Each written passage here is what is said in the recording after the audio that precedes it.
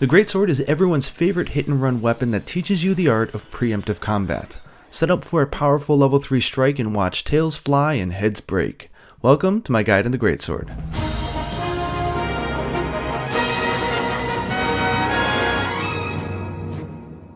Hey guys, this is Gaijin Hunter. What follows is my weapon tutorial from Monster Hunter Generations, and if you already know everything from it and you just want to jump to what are the changes in Generations Ultimate, about the new art, Alchemy Style, and Valor Style, jump to the timestamp in the description down below. If you're new to Generations or you want to have a refresher, please sit back and enjoy the entire video. Now some people may have just picked up the weapon and swung it around and thought it was kinda slow and clunky, but what you need to know is that this is a hit and run weapon. So basically you're going to put your weapon away a lot, you're going to look for an opening and then punish the monster. Now the concept of the weapon is quite simple, it's all about charging. Just press and hold the X button to charge your greatsword and release to unleash a devastating attack. Pretty simple, right? Well, now that we've gotten that out of the way, let's go on and check out the guild style because every other style derives from it. The draw attack itself is just a fast sword strike. It's really nice. If you don't have a big opening, just run in, hit the monster, bam, and leave. Okay, with your weapon idle, you can tap X and not hold it down and it will do a level 0, just basic default sword strike. You'll never use this, but it's good to know what it is. Okay, now hold down X and release, and here is a level 1 charge. Here is a level 2. And here's the bread and butter, the level 3. Now please note that if you overcharge a level 3, it'll automatically unleash, but it'll be downgraded to a level 2. Yeah, so that fourth beat there is not a level 4, that is overcharging and automatic ending. So make sure you release at the little flash timing. 1, 2, 3. There we go. Okay, now let's look at the moves that you can do following that sword strike. All of these can be chained together into another attack. After the downward strike, press X to do a side slap. The side slap actually does stun damage, so if you do it enough times you can knock out a monster. Also, if you forward evade and press X, you'll do a slap as well, but you will move forward quite a bit, so you need to be careful about your positioning. After the X attack, press the A button to do a wide slash. Now you have to be careful if you do this online because it will knock around some of your hunters. You can actually do this idle as well if you just press A. And there's another way to do this, which is after a side roll you can press A, but do note that it is a weaker version.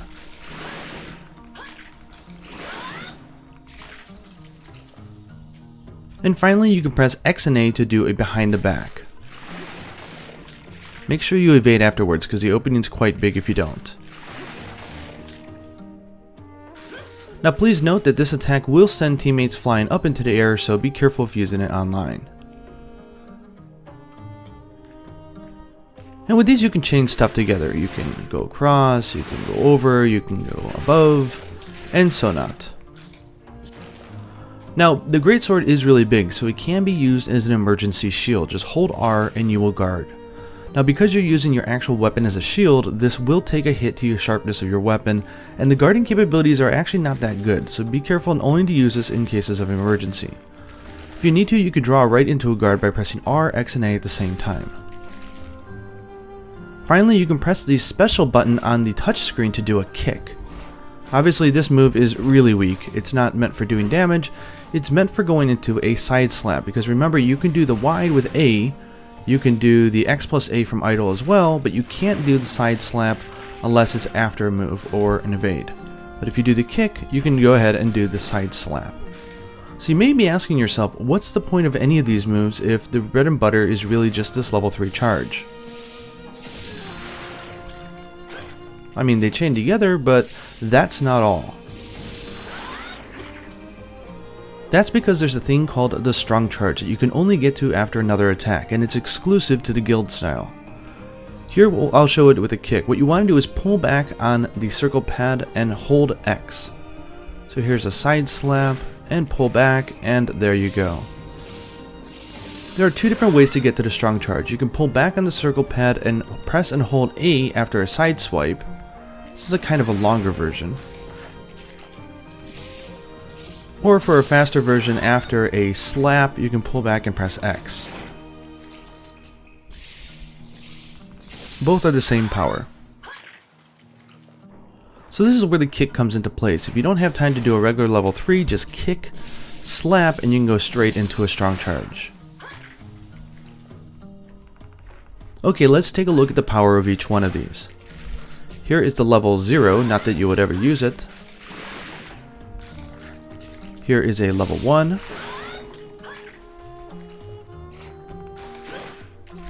Here is a level 2.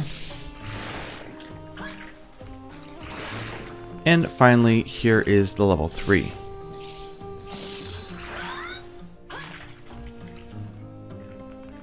Now please note that unlike the regular charge, you can overcharge this a little bit if you want to time it out. There's no penalty on the power.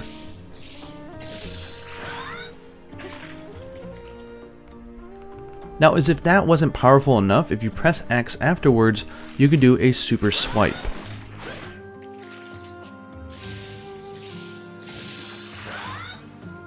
Boom.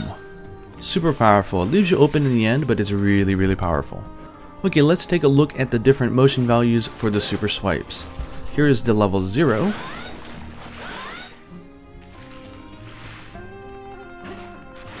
Here is a level 1.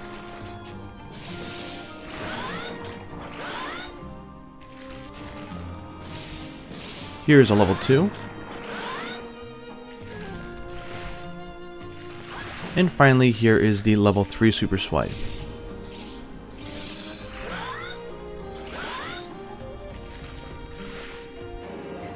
And finally, there is a jump attack here. And after a jump attack, you can press X to do a super swipe. Now before we wrap up, please note that there's an armor skill which is kind of a staple for the weapon called Focus. What this does is charges up your attacks faster.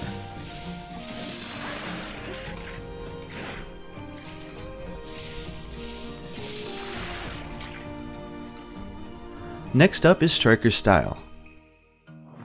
The only difference between Striker and Guild is that you lose the entire strong charge. So if you pull back, nothing happens, you go straight back into a normal charge. And because of that, you also lose the super swipe as well, and that includes after the jump attack. Now instead, you get to use 300 arts instead of 2, and if you overcharge the level 3, you don't get a downgrade in power, so you have a little bit more wiggle room to kind of time it out. Okay, next up is Aerial Style. Now in the Aerial Style, your draw attack has been changed into a new jumping draw attack. It's super cool, it's fast, it looks cool, and it does mounting damage as well. You lose the ability to do charge attacks on the ground completely. Yeah, they're gone. What they've been done is they've been moved over to the Aerial Vault. After an Aerial Vault, just press and hold X to do an Aerial Charge. There are 3 different levels that you can do. The 3rd level though, you want to just hold X until you hit the ground and it'll automatically release. Here's a level 0. Here's a level 1.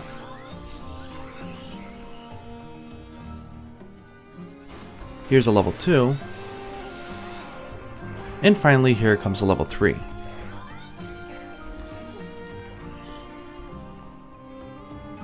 After an aerial charge attack, you can press A when you hit the ground to do a super swipe. This is a level 2. Now the style is fun, but it gets a little spammy because there's not much more you can do on the ground, so you're going to be doing aerial attacks quite a lot.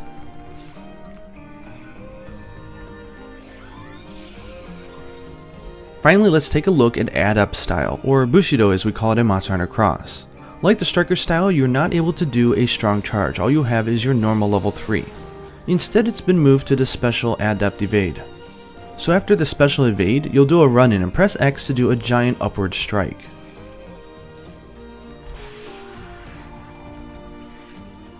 You can evade afterwards, and note that this will send teammates flying. If you have a big opening after that huge upward swing, you can press and hold X to do a super fast strong charge. This is the same power as the guild style strong charge, but it charges up really fast. And if you have a really big opening, you can then follow it up with the super swipe as well.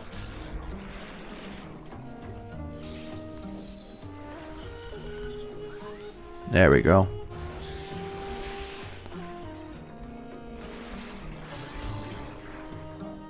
Okay, now before we take a look at each style and compare them, let's take a look at the 3 Greatsword Hunter arts. Okay, the first up and the most useful is called Inner Beast. You'll do a large swipe, and if you're uninterrupted, at the end of it you'll charge the energy into your hunter.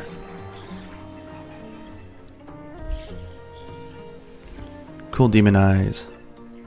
From this state, your next one attack gets a major boost. At level 1 it gets 10%, 20% at level 2, and at level 3 for this art you get a whopping 33% more attack. The great thing is that this art charges up pretty fast, so you can make sure to utilize it quite a bit during a single hunt. Make it count. Yeah, baby.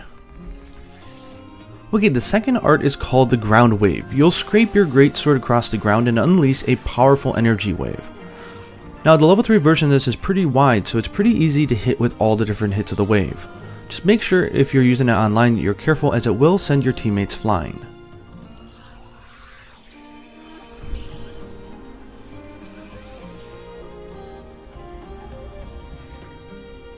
And the third hunter art is the Brimstone Charge. We're going to be looking at the level 3 version of this. It takes 10 full seconds to charge up, and inside there's 4 different tiers of power. You won't get knocked out of it either if you get hit during it. You can let the art go all the way to the end and unleash the attack, or you can input a direction on the circle pad if you get hit during it to break out early and do a counter. On top of that, you sort of want to get hit during it, because if you choose to counter out of it, depending on how powerful the hit that you took, you'll get up to 50% additional power added to it. For Striker Style, this art only takes 5 seconds to get to the maximum level 4, so landing it at full power or using it as a counter is much easier than the other styles. The Guild Style is the greatsword as you know and love it, and it has 2 arts, so it's really solid. But if you don't use the strong charges that much, then you probably want to go for Striker Style and grab the additional art, like Absolute Evade Battle is great. It can really help you maintain sharpness. The aerial style is powerful, but can get a little repetitive. Unlike a weapon like the Switch Axe, you really don't have that many options on the ground at your disposal.